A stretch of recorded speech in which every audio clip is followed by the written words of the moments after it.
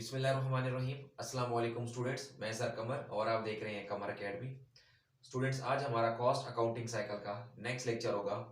Students, हमारे पास जो question number 6 है, इसकी रिक्वायरमेंट में कह रहे हैं pass journal entries in factory office books and journal office books. यानी फैक्ट्री ऑफिस की एंट्रीज भी करें और जनरल ऑफिस बुक्स की भी करें। तो स्टूडेंट्स, ये बिल्कुल पिछले लेक्चर की तरह, जो हमारा लास्ट लेक्चर था उसकी तरह हमारे पास वो पूछ रहे हैं फैक्ट्री लेजर और जनरल लेजर।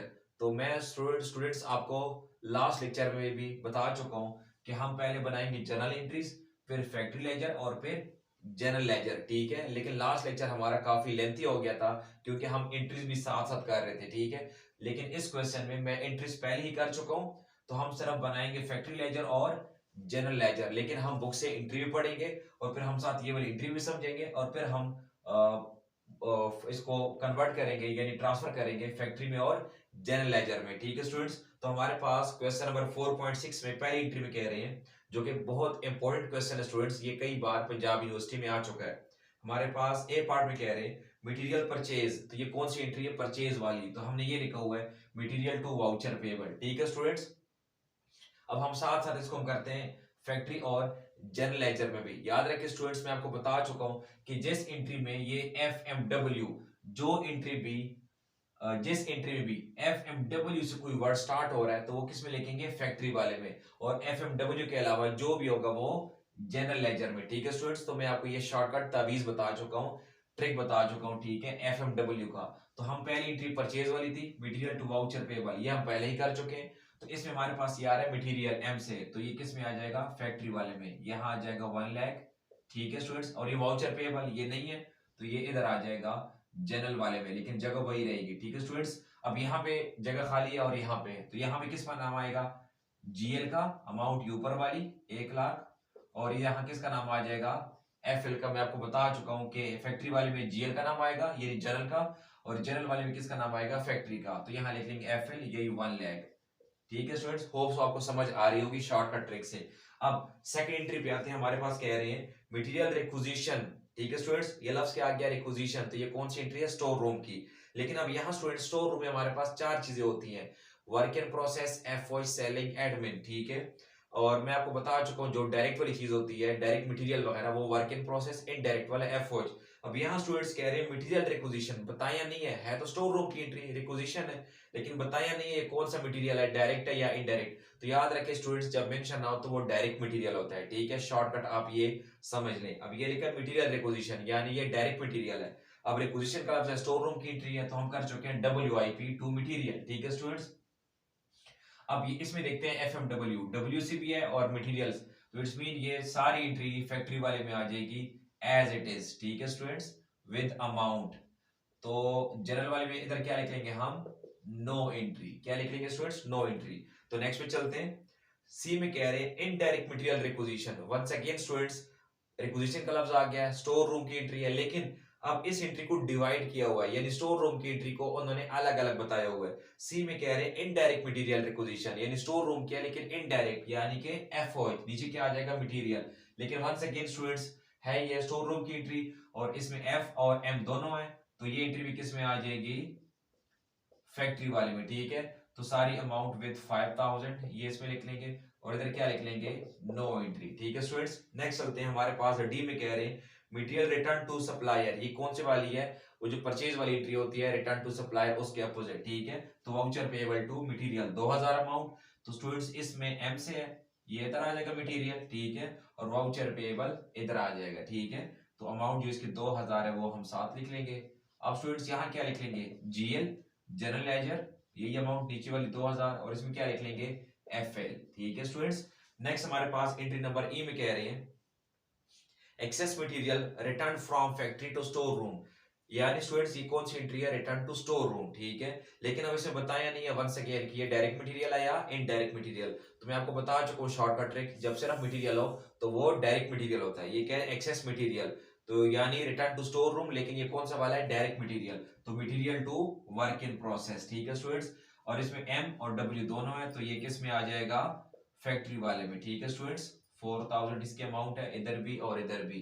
ठीक है स्टूडेंट्स, बल्कि आप पूरी अमाउंट वहां लिख लीजिएगा, उधर आपने ये डैश नहीं लगानी। ठीक है, और इसमें क्या लिखेंगे वंस अगेन नो एंट्री, वहां पूरा लिख लीजिएगा, ठीक है, no entry. Next students entry number F पे आते हैं, payments of wages and salaries.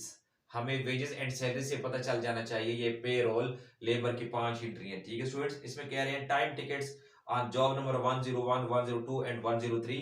फिर नेक्स्ट में कह रहे हैं clock cards and time tickets for all other indirect labour. Students याद रखें, जब ये लिखा हुआ है इनडायरेक्ट लेबर, तो ऊपर जो लिखा हुआ है टाइम टिकट्स वाला, इट्स मीन वो डायरेक्ट लेबर है, ठीक है। फिर sale salary selling, office and general admin payroll, यानी ये एडमिन वाला है, एडमिनिस्ट्रेटिव एक्सपेंस। फिर टोटल अमाउंट, फिर एम्प्लॉइज प्रोविडेंट फंड स्टूडेंट्स 10% कह रहे हैं, और इनकम टैक्स 4000। तो स्टूडेंट्स हमारे पेरोल की 5 एंट्रियां हम ऑलरेडी कर चुके हैं, सिर्फ मैं आपको बता देता हूं। हम यहाँ लिख लेंगे पहले F1, जिसमें लिख लेंगे पेरोल, जिसमें हम टोटल अमाउंट 1,60,000 लिख लेंगे। उसके बाद प्रोविडेंट फंड कह रहे हैं 10%, किसका लेते हैं हमेशा, टोटल पेरोल का।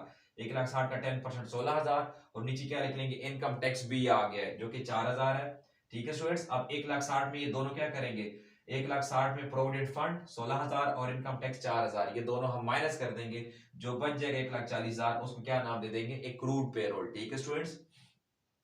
अब सेकंड एंट्री क्या लिखेंगे, accrued payroll to voucher payable, ये 1,40,000। फिर थर्ड में क्या लिखेंगे, वाउचर पेबल टू बैंक, यही 1,40,000। फिर स्टूडेंट्स फोर वाली एंट्री क्या होती है, डिस्ट्रीब्यूशन वाली, जो पेरोल की चौथी एंट्री होती है, जिसमें हमारे पास ये लिखा हुआ है टाइम टिकट्स वाला, ये डायरेक्ट लेबर हो जाएगा, जिसको हम बोलते हैं WIP। और जो सेकंड खुद लिखा हुआ है इनडायरेक्ट लेबर, वो FOH। फिर सेलिंग एंड में नीचे पेरोल, ठीक है स्टूडेंट्स, ये चौथी एंट्री हो गई। अब इसकी पांचवी एंट्री जो है स्टूडेंट्स, वो हम करेंगे, लेकिन उसको मैंने F5 की बजाय G का नाम दिया हुआ है, ठीक है स्टूडेंट्स। उसको मैंने क्या नाम दिया हुआ है, G का। क्यों, अब देखिए जरा G वाले पे आए, employer contributes 10% as its contribution of provident fund. ये एम्प्लॉयर कंट्रीब्यूशन जो इसकी पांचवी एंट्री होती है वही वाली है, वही एंट्री करनी है, लेकिन नंबरिंग आपने इसको F5 नहीं बल्कि G का नाम देना है, ठीक है स्टूडेंट्स। तो G का नाम लेके बाकी वही है, FOH control selling admin to provident fund, और कितने परसेंट, वही 10% ही होता है। तो हम क्या करेंगे, WIP और FOH दोनों का ऐड करके 90,000 जमा 40,000, 1,30,000, उसका 10% ले लिया 13,000। फिर सेलिंग कितना है 20,000, उसका अलग से 10% 2,000 आ गया। एडमिन 10,000, उसका 10% अलग से 1,000, तीनों को ऐड किया स्टूडेंट्स, वही 16,000, जो इधर 16,000, ठीक है। ओके, नेक्स्ट हम आते हैं H एंट्री पे, फैक्ट्री ओवरहेड, ठीक है। तो स्टूडेंट्स सॉरी, हम यहां तक तो हमने कर ली है, जो कि पेरोल की 5 एंट्री थी। अब इन पांचों को हम फैक्ट्री और जनरल लेजर में पुट करते हैं, ठीक है। अब स्टूडेंट्स इस एंट्री पे आते हैं जो F1 की है, इसे हम देख लेते हैं, FMW से कोई वर्ड नहीं है, तो ये सारी एंट्री एज इट इज आप यहां लिख लेंगे, ठीक है। 1,60,000 पेरोल में, फिर प्रोविडेंट फंड उस तरह लिख लेंगे, इनकम टैक्स लिख लेंगे, और नीचे क्या लिख लेंगे, एक्रूड पेरोल, ठीक है स्टूडेंट्स। पूरी एंट्री विद अमाउंट लिख लेंगे, और यहाँ क्या लिख लेंगे, नो एंट्री। नेक्स्ट एंट्री में स्टूडेंट्स कोई FMW से नहीं है, तो ये सारी एंट्री एज इट इज इधर लिख लेंगे, इधर क्या लिख लेंगे, नो एंट्री। और स्टूडेंट्स यहाँ अपने पेपर में टिक नहीं लगाने, अपने पूरी एंट्री यहाँ से उठा के यहाँ लिखनी है, ठीक है। Next voucher payable to bank, कोई नहीं है, तो ये सारी इधर, इधर नो एंट्री। नेक्स्ट जरा स्टूडेंट्स गौर से देखिएगा, इसमें वर्क इन प्रोसेस FOH, ये दो चीजें हैं FMW वाली, तो ये हम यहाँ लिख लेंगे, वर्क इन प्रोसेस 90,000, और जो FOH है जो कि 40,000, वो यहाँ लिख लेंगे, ठीक है। उसके बाद स्टूडेंट सेलिंग एडमिन पेरोल, ये यहाँ आ जाएंगे, सेलिंग 20,000, और जो हमारे पास एडमिन है 10,000, वो इधर, ठीक है। और नीचे हम क्या लिख लेंगे, पेरोल, जो कि 1,60,000 ही है। अब स्टूडेंट्स यहाँ नीचे क्या लिख लेंगे, यहाँ GL का नाम, क्योंकि नीचे कुछ भी नहीं है, तो दोनों क्या कर देंगे, ऐड करके 1,30,000 आ गए, ठीक है। लेकिन स्टूडेंट्स मैं आपको बता चुका हूं, जब इधर GL होगा तो इधर जरूर FL होना चाहिए, और साइड पे क्या होती है, चेंज। अब यहाँ क्रेडिट साइड पे GL है, तो इट्स मीन यहाँ कहीं ना कहीं FL होना चाहिए डेबिट साइड पे, ठीक है।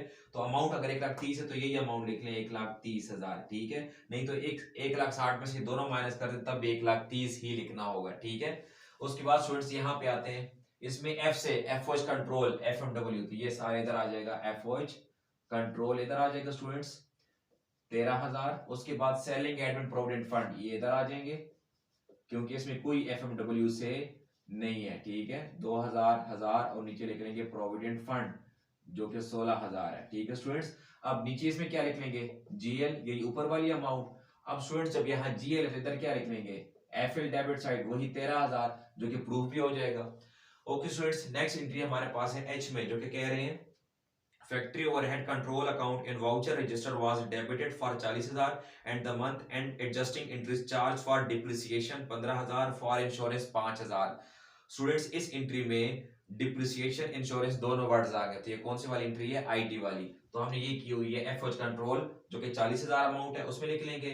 इसमें कोई सेलिंग एडमिन नहीं है तो वो स्किप कर देंगे, ठीक है, जो कि हम फर्स्ट लेक्चर में मैं आपको बता चुका हूँ। फिर allowance for depreciation 15,000, prepaid insurance 5,000। तो स्टूडेंट्स 40,000 में से ये दोनों क्या कर देंगे माइनस, जो बच जाएगा 20,000 वो कहाँ निकलेंगे? वाउचर पेएबल में। अब स्टूडेंट्स इसमें देखते हैं एफएमडब्ल्यू से एफओएच कंट्रोल आ रहा है, वो हम लिख लेंगे एफओएच कंट्रोल 40,000 इसमें, बाकी तीनों कहाँ आ जाएंगे? इधर जनरल वाले में, ठीक है। अलाउंस फॉर डिप्रिसिएशन 15,000, फिर प्रीपेड इंश्योरेंस 5,000 और वाउचर पेबल 20,000, ठीक है स्टूडेंट्स। इधर क्या आ जाएगा? क्रेडिट साइड पे जीएल, यही ऊपर 40,000 अमाउंट, और इधर स्टूडेंट्स क्या आ जाएगा? डेबिट पे एफएल, तीनों को मिलाएंगे तो वही 40,000, ठीक है स्टूडेंट्स, जो कि एंट्री भी प्रूफ हो जाती है क्योंकि जीएल एफएल की अमाउंट सेम आनी चाहिए।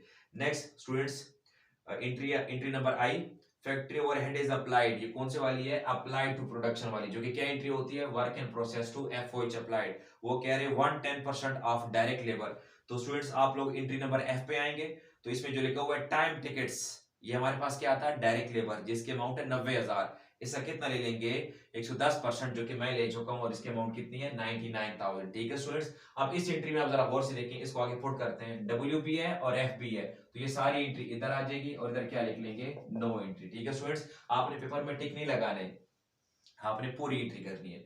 सेकंड लास्ट एंट्री पे आते हैं, goods costing 2.5 lakh work completed. Students ये कौन सी एंट्री है? कॉप की, completed. Finish goods to WIP work in process 2.5 lakh. तो वंस अगेन स्टूडेंट्स ये एफ से और ये डब्ल्यू, सारी एंट्री इधर, और इधर क्या लिख लेंगे? नो एंट्री, ठीक है स्टूडेंट्स। नेक्स्ट आते हैं, goods costing 2,20,000 were sold for 3,30,000। तो ये स्टूडेंट्स कौन सी एंट्री है? यह सेल्स वाली, ठीक है, जो कि रिकॉर्डेड एट कॉस्ट प्राइस और रिकॉर्डेड एट सेल प्राइस पे होती है। तो गुड्स कॉस्टिंग 2,20,000, ये लिख लेंगे के आई यानी के वन, ठीक है। सीजीएस टू फिनिश गुड्स 2,20,000 और सेल की कितने के? 3,30,000, 1 लाख फॉर कैश। तो स्टूडेंट्स कैश डेटर या अकाउंट रिसीवेबल, नीचे क्या लिख लेंगे? सेल्स। सेल्स में लिख लेंगे 3,30,000, वो कह रहे 1 लाख कैश पे है। तो स्टूडेंट्स डेटर में कितनी अमाउंट आएगी? 3,30,000 में हम 1 लाख को माइनस कर देंगे तो 2,30,000 किस में लिख लेंगे? डेटर में। अब स्टूडेंट्स इनकी पुटिंग करते हैं यहाँ, फिनिश गुड्स इधर आ जाएगा जीएल में 2,20,000 और सीजीएस इसमें आ जाएगा 2,20,000। तो इधर क्या आ जाएगा स्टूडेंट्स? जीएल यही अमाउंट 2,20,000 और इसमें क्या लिख लेंगे? एफएल यही अमाउंट 2,20,000, जो कि प्रूफ हो जाएगा, ठीक है स्टूडेंट्स। लास्ट एंट्री पे आते हैं, कैश डेटर सेल, इनमें से कोई एफएमडब्ल्यू नहीं है स्टूडेंट्स, तो ये एंट्री इधर आ जाएगी और इधर क्या लिख लेंगे? नो एंट्री, ठीक है स्टूडेंट्स। तो यहां तक हमारी सारी एंट्रीज हो गई हैं with factory and general ledger, ठीक है स्टूडेंट्स। जनरल लेजर को हम हेड ऑफिस कहते हैं और फैक्ट्री लेजर को हम फैक्ट्री ऑफिस कहते हैं। तो स्टूडेंट्स यहां तक हमारा लेक्चर भी कंप्लीट हो गया है। उम्मीद करता हूं आपको इस लेक्चर की भी समझ आ गई होगी।